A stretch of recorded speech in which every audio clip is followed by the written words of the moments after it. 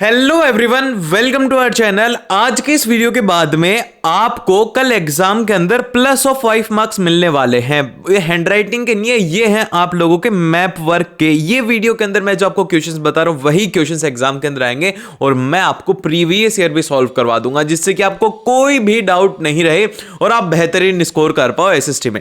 तो फिर चलिए बिना टाइम वेस्ट की हम लोग स्टार्ट करते। तो सबसे पहले हम लोग बात करते हैं हिस्ट्री की। तो हिस्ट्री से अगर जो क्वेश्चन आएंगे आपके एग्जाम में वो आएगा 2 मार्क्स का क्वेश्चन आएगा।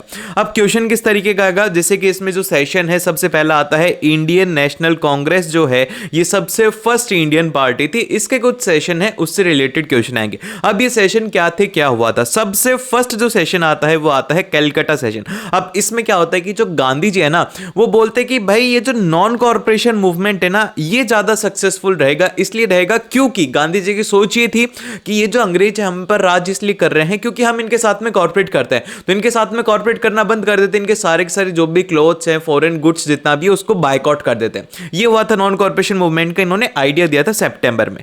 फिर सितंबर के बाद में नागपुर में क्या होता है, दिसंबर 1920 के अंदर इनका नॉन कॉर्पोरेशन मूवमेंट का आइडिया जो था वो एक्सेप्ट होता है और उसे स्टार्ट किया जाता है। फिर उसके बाद में थर्ड मद्रास सेशन होता है जो कि 1927 के अंदर होता है, जहां पर क्या होता है साइमन कमीशन बायकॉट होता है। बस ये 3 बातें आपको ध्यान रखनी। अब मैप में क्वेश्चन ऐसे आएगा, जैसे कि आपको ये मैप यहां पे दिख रहा होगा। अब इसमें क्वेश्चन में आता है कि where did the non cooperation movement idea purpose, तो आपको उसमें लिखना होगा सितंबर 1920 के अंदर कलकत्ता में हुआ था, जो कि कहां पर है, वेस्ट बंगाल में। नाम याद नहीं रखना, आपको उसकी प्लेस पता होनी चाहिए। तो अब ये कौन सा स्टेट है, ये है वेस्ट बंगाल। फिर उसके बाद में जो एक्सेप्ट कहां पर हुआ था वो हुआ था नागपुर के अंदर सितंबर 1920 में, जो कहां पर है वो है महाराष्ट्र में। आपको सिर्फ और सिर्फ पॉइंटर ऐसे मार्क करके दिए जाएंगे, आपको बस नाम लिखना होगा। फिर लास्ट के अंदर आता है वो आता है मद्रास का 1927 में हुआ था, वो कहां पर है, वो है तमिलनाडु में। ठीक है, इस तरीके से आपको क्वेश्चंस को सॉल्व करना है। फिर उसके बाद में जो नेक्स्ट आते हैं जैसे कि इंपॉर्टेंट सेंटर्स थे जहां पर कि इंडियन नेशनल मूवमेंट हुए थे, जैसे कि मूवमेंट ऑफ इंडिगो प्लांटर्स हो गया, पीजेंट मूवमेंट हो गया, कॉटन मिल वर्कर सत्याग्रह हो गया। इन सभी की प्लेसेस आपको याद होनी चाहिए। तो आप इसे याद कैसे रखोगे, इसको याद रखने के लिए आपको मैप पे याद रखना होगा। सबसे ऊपर आपको क्या दिख रहा है यहां पर, वो दिख रहा है ये वाला एरिया कौन सा है, ये है भाई पंजाब। ये क्या है, ये है अमृतसर पंजाब है। तो अब हुआ क्या था, पंजाब के अंदर एक फेस्टिवल बनाया जाता है जो होता है बैसाखी। अब बैसाखी बनाने के लिए बहुत सारे लोग इकट्ठा हुए थे। कहां पर इकट्ठा हुए थे, जालियांवाला बाग में इकट्ठा हुए थे। अब यहां पर क्या होता है कि जब ये बात अंग्रेजों को पता लगती है, अंग्रेज उस टाइम के ऊपर बहुत ही ज्यादा खराब आदमी थे, डैश करके उनके लिए एक बहुत ही ज्यादा जो इज्जत वाला वर्ड है वो आप लोग कमेंट्स में लिख देना, बहुत इज्जत देनी है उनको। ठीक है, तो अंग्रेजों ने क्या किया था भाई, अंग्रेजों ने यहां पर बहुत ओपन फायर कर दिया था। कौन था इसका हेड, वो था जनरल डायर, क्योंकि उनको कोई भी जो भी हमारे इंडियन प्रोटेस्ट करते थे उनको रोकने का अधिकार था। कौन से लॉ के तहत, मैं क्वेश्चन पूछ रहा हूं आप लोगों से कि किस लॉ के अंडर वो कोई भी इंडियन जो पॉलिटिकल एक्टिविटीज थी उसको रोक करके जेल के अंदर डाल सकते थे 2.5 महीने के लिए बिना कोर्ट को बताए। बताइए इस लॉ का नाम क्या था। ठीक है, अब जब ये होता है, अब जब ये इंसिडेंट होता है तो क्या होगा भाई, सभी को जब इंडिया के अंदर पता लगेगा कि हमारे लोगों को मारते, गुस्सा आएगा, तो भाई आतंक होगा। आतंक मतलब एक तरीके से आप बोल सकते हो कि वायलेंस होगा। अब वायलेंस होने से क्या हुआ, गांधी जी को वायलेंस अच्छा नहीं लगता, तो गांधी जी ने क्या किया था कि यहां पर ये हो गया। तो फिर इससे नीचे जब आते हैं तो आपको क्या दिख रहा है, चोरी चोरा यूपी। ये यूपी की बात है जहां पर क्या हुआ कि भाई गांधी जी को लगा नहीं यार अभी हम लोग इसके लिए तैयार नहीं है, तो यहां पर क्या किया था, इन्होंने नॉन कॉर्पोरेशन मूवमेंट को यहां पे बंद कर दिया था। क्योंकि यहां पर एक इंसिडेंट हो गया था जिसमें कि क्या किया था, इंडियंस ने जो भी सरकारी जो भी जमीनें थी, मतलब कि जो भी ब्रिटिश गवर्नमेंट के जैसे कि ऑफिसेज हो गया उनके ऊपर उन्होंने अटैक कर दिया था, जिस वजह से यहां पर नॉन कॉर्पोरेशन मूवमेंट वायलेंस की वजह से बंद हुआ। फिर उसके बाद में नेक्स्ट हम लोग जाते हैं, वो आता है यहां पर चंपारण। ठीक है, इसके नीचे वाला कौन सा स्टेट है, ये है, ये जो स्टेट है पूरा मैं एक बार कलर करके आपको दिखा देता हूं। ये वाला जो स्टेट है ये है बिहार। अब यहां पे क्या होता है, चंपारण बिहार के अंदर क्या होता है कि जो इंडिगो प्लांटर्स थे उनका मूवमेंट स्टार्ट होता है। देन फिर इसके बाद में हम लोग नीचे आते हैं तो यहां पर ये गुजरात है। गुजरात में 3 मूवमेंट हुए थे, ये आपको पता होना चाहिए, जिसमें सबसे पहला जो है वो हुआ था खेड़ा, जो कि गुजरात के अंदर पीजेंट मूवमेंट हुआ था, जहां पर कि पीजेंट्स लोगों ने सत्याग्रह किया था कि भाई हमें वेजेस सही ढंग से नहीं मिल रही, हमारे अकॉर्डिंग जो हमारे वर्किंग कंडीशन है वो नहीं है, इसलिए उन्होंने किया था। फिर इसी तरीके से अहमदाबाद के अंदर क्या हुआ था कि गुजरात के जो कॉटन मिल वर्कर्स थे उनका सत्याग्रह हुआ था। सत्याग्रह 2 बार हुआ था, एक हुआ था खेड़ा के अंदर, फिर एक हुआ था यहां पर अहमदाबाद में। फिर इसके बाद में एक और जो हुआ था डांडी। डांडी जो कि गुजरात के अंदर गांधी जी ने अपनी फेमस डांडी मार्च को स्टार्ट किया था, जो कि था सिविल डिसओबीडियंस मूवमेंट। ठीक है, आपको ये पता होना चाहिए, डांडी से स्टार्ट किया था उन्होंने। अब यहां पर आपको एक बात जो इंपॉर्टेंट ध्यान रखनी है, डांडी मार्च से रिलेटेड क्वेश्चन एग्जाम में आ सकता है कि कहां से स्टार्ट हुई थी, कहां पर खत्म हुई थी, उसमें कितने वॉलंटियर्स थे, और उसे की डेट कब थी, कब उसे स्टार्ट किया गया था, वो कितने माइल्स की थी। क्योंकि अगर एग्जाम के अंदर आ गया कि जैसे कि एक्सप्लेन डांडी मार्च, तो आप उसके अंदर डांडी मार्च के स्पेशल फीचर्स लिखोगे, आपको पता होना चाहिए। फिर उसके बाद में जो नेक्स्ट आती है वो आती है भाई ज्योग्राफी। ज्योग्राफी से आपको 3 मार्क्स के क्वेश्चन देखने को मिलेंगे। अब क्वेश्चंस कैसे आएंगे, अब आपको ध्यान रखना है कि इसमें मार्क करने वाले आपको क्वेश्चन नहीं आएंगे। जैसे कि अब ये मैप आप देख रहे होंगे, इस मैप में क्या है कि एक एरिया मार्क करके दे दिया, ये वाला एरिया एक मार्क करके दे दिया, फिर ये वाला एरिया एक मार्क करके दे दिया, और पूछा गया है जैसे कि फर्स्ट वाला जो क्वेश्चन है इसमें कहा गया है कि मेजर सॉइल टाइप, फिर उसके बाद में आता है कि soil type that is found where the rainfall is लो।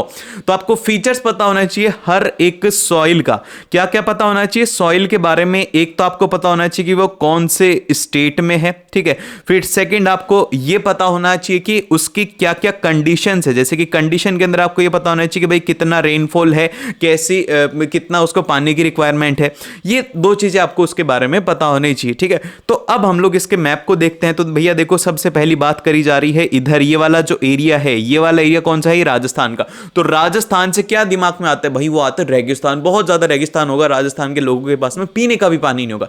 लेकिन ऐसा नहीं है, राजस्थान का जो डेजर्ट एरिया है वो सिर्फ और सिर्फ छोटा सा है, वहां पर भी लोगों के पास में पीने का पानी है। जो भी आप लोग इमेजिन करते हो ऐसा नहीं है। जैसे कि कोटा है, कोटा के अंदर, कोटा भी राजस्थान में आता है, लेकिन कोटा एक डेवलप्ड सिटी, जयपुर भी एक डेवलप्ड सिटी जहां पर लोगों के पास में पानी है। फिर उसके बाद में नेक्स्ट आता है रेड, ये जो पूरा नीचे वाला रीजन है, ये वाला किस रीजन के अंदर आता है, ये आता है रेड एंड येलो सॉइल में।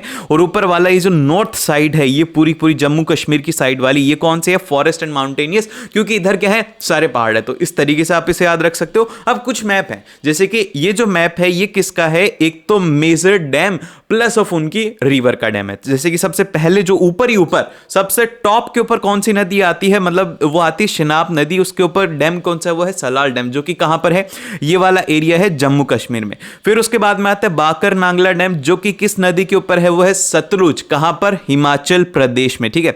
फिर उसके बाद में उससे नीचे जब हम लोग जाते हैं तो वो आता है तेहरी डैम, जो कि किस नदी के ऊपर है, वो है हमारा भागीरथी नदी के ऊपर है। ये कौन सा स्टेट है, ये है आपका यूके स्टेट है। फिर उसके बाद में नेक्स्ट आता है राजस्थान के एकमात्र एक ही डैम है, मतलब कि जो आपके सिलेबस में वो है राणा प्रताप सागर डैम, जो कि कौन सी नदी के ऊपर है, वो है चंबल नदी में। ये चंबल नदी कोटा से होते हुए जाती है। तो भाई राजस्थान में भी नदी बहती है, ऐसा नहीं है कि तुम सोच रहे हो भाई जैसे राजस्थान में आएंगे ना तो क्या होगा, वो जैसे मूवीज के अंदर दिखाते कि भाई बहुत बड़े बड़े रेत के ढेर होंगे, बहुत ज्यादा तेज आंधियां चल रही होंगे, ऐसा कुछ नहीं होता।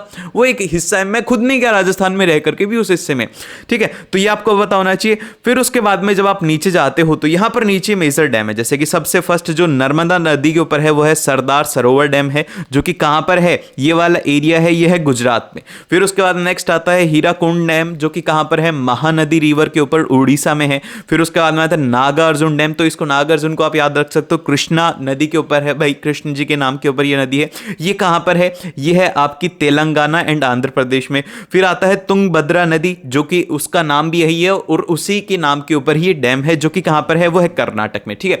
तो ये आपको पता होना चाहिए। तो इसीलिए क्या करना है, मैं आपको एक मैप दे देता हूं, जैसे कि एक मैप आपको दे देता हूं, जिससे कि आप लोग है ना उसका स्क्रीनशॉट ले लेना और उसको याद रख लेना कि कौन सा स्टेट कहां पर है। आई थिंक कि ये रहा, ठीक है, ये रहा, ठीक है। तो इसमें आपको पता होना चाहिए कि भाई कौन सा स्टेट है, कहां पर है, तो ये आप इससे याद रख सकते हो।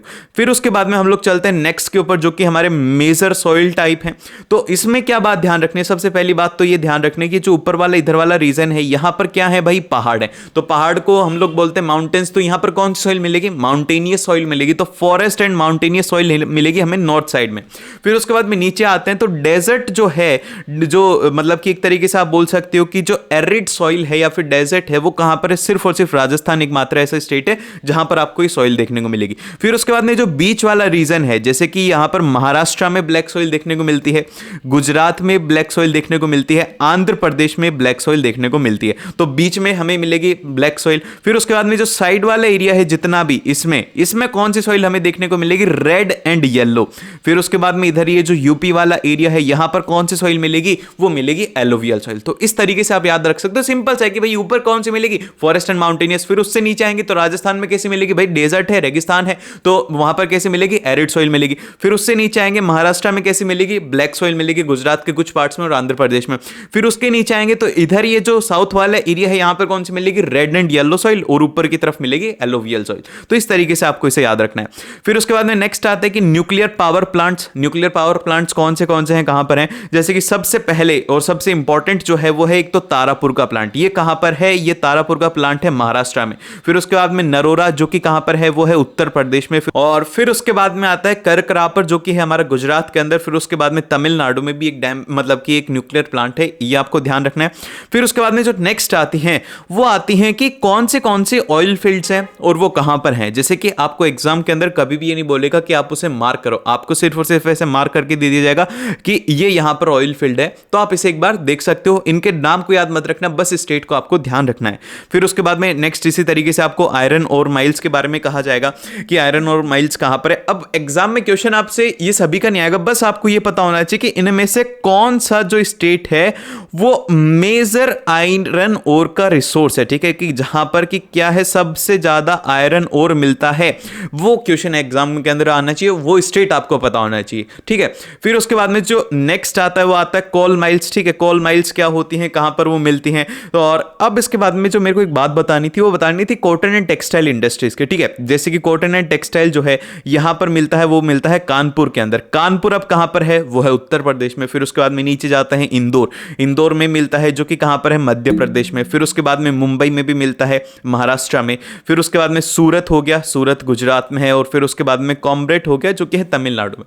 तो ये 5 जगह हैं जहां पर क्या है कि कोटल टेक्सटाइल इंडस्ट्रीज हैं। फिर उसके बाद में जो नेक्स्ट आता है आयरन एंड स्टील प्लांट, ये आपको पता होना चाहिए। इसमें जो मेनली एक बार प्रीवियस ईयर में पूछा गया तो पूछा गया था दुर्गपुर, जो कि कहां पर है, हमारा वेस्ट बंगाल के अंदर, ठीक है। फिर इसी तरीके से विजयनगर है, विजयनगर भी एक बार पूछा गया था कर्नाटक में। तो ये 2 से 3 क्वेश्चन हैं जो कि कहां पूछे गए थे, प्रीवियस ईयर में। तो ये आपको जरूर से ध्यान रखना है क्योंकि एग्जाम के अंदर आ सकते हो। और बाकी का तो ये सब आप लोग ध्यान ही रख सकते हो, कंफ्यूज मत हो। देखो सिंपल सा प्रीवियस ईयर करके जाओ, ऐसे ही क्वेश्चन आते हैं 2 नंबर के हिस्ट्री के अंदर, तो उनके अलावा उनसे बाहर कोई भी क्वेश्चन नहीं आएगा। इनमें जरूर से थोड़ा बहुत बाहर से आ सकता है, जैसे कि पिछली बार आया था, वो आया था सॉफ्टवेयर टेक्नोलॉजी पार्क। इसमें जैसे कि एक तो हो गया नोएडा हो गया। अब नोएडा कहां पर है, उत्तर प्रदेश में। फिर उसके बाद में गांधीनगर हो गया गुजरात में, मुंबई हो गया, पुणे हो गया, हैदराबाद हो गया, बेंगलोर हो गया, चेन्नई हो गया। ये तो सारी जो सिटीज हैं जिनके नाम सुने आपने वही तो हैं जहां पर कि मेजर टेक्नोलॉजी है, वही सॉफ्टवेयर टेक्नोलॉजी पार्क है। तो इस तरीके से आप इसे याद रख सकते हो। इसमें ज्यादा स्ट्रेस मत दो, सिंपल 3-4 बार इस वीडियो को पहले तो लाइक कर लो ताकि ये सेव हो जाए। फिर उसके बाद में एग्जाम से पहले एक बार फिर से देख लो, फिर उसके बाद एक बार फिर से देख लो। दिन में 3 बार अगर आपने देख लिया तो आपको ये सारे के सारे पार्क वगैरह सब याद हो जाए। सो अभी जो हमने पढ़ा है क्या उससे क्वेश्चन आते हैं, क्योंकि ये जो पेपर है ये 2023 में आया था, तो इसमें एक भी क्वेश्चन नहीं है जो कि आप छोड़ दोगे। तो चलिए देखते हैं हम। तो देखो ये इतना ज्यादा क्लियर तो नहीं है, लेकिन मैं आपको पढ़ के बता देता हूं। सबसे पहला जो क्वेश्चन है उसमें कहा गया है कि the place where Mahatma Gandhi started satyagraha for indigo peasants के, इंडिगो पीजेंट्स के लिए कहां पे स्टार्ट किया था। तो इसको मैंने आपको बताया था कि भाई चंपारण में किया था, ठीक है। चंपारण कहां पर है, वो है हमारा बिहार में, ठीक है। तो इस तरीके से ये हो गया, ठीक है, बिहार हो गया। फिर उसके बाद नेक्स्ट आता है कि जहां पे कि इंडियन नेशनल कांग्रेस सेशन 1920 दिसंबर, सबसे ऊपर कहां पर था, सितंबर में कलकत्ता में। फिर उसके बाद में नीचे आया था, नीचे कहां पर आए थे, वो आए थे हम लोग नागपुर में, ठीक है। नागपुर में कहां पर हुआ था, दिसंबर 1920 में, ठीक है। तो अब इसके बाद में सेकंड क्वेश्चन में हमसे लोकेट करने के लिए कहा गया तिहरी डैम, जो कि मैंने आपको बताया था भागीरथी नदी के ऊपर है। और फिर इसके बाद में इसके सेकंड के अंदर दिया गया है नरूरा एटॉमिक पावर स्टेशन, जो भी हम लोग पढ़ चुके हैं, कहां पर है, यूपी के अंदर। फिर पुणे सॉफ्टवेयर टेक्नोलॉजी पार्क, ये भी हम लोग देख चुके। तो भाई ये सारे के सारे क्वेश्चन इसी से आएंगे। तो इसी तरीके के क्वेश्चन आपसे एग्जाम में पूछे जाएंगे। यह भी 2022 का है, तो इसे भी आप लोग एक बार देख लेना। और ऐसी और वीडियोस के लिए like, share and subscribe. And उसी के साथ में अगर आपको हिस्ट्री और ज्योग्राफी के मोस्ट रिपीटेड क्वेश्चन देखने हैं तो इस वीडियो के ऊपर क्लिक करके आप देख सकते हो। इससे नेक्स्ट वीडियो के अंदर हम लोग फुल सिलेबस रिवीजन करने वाले हैं।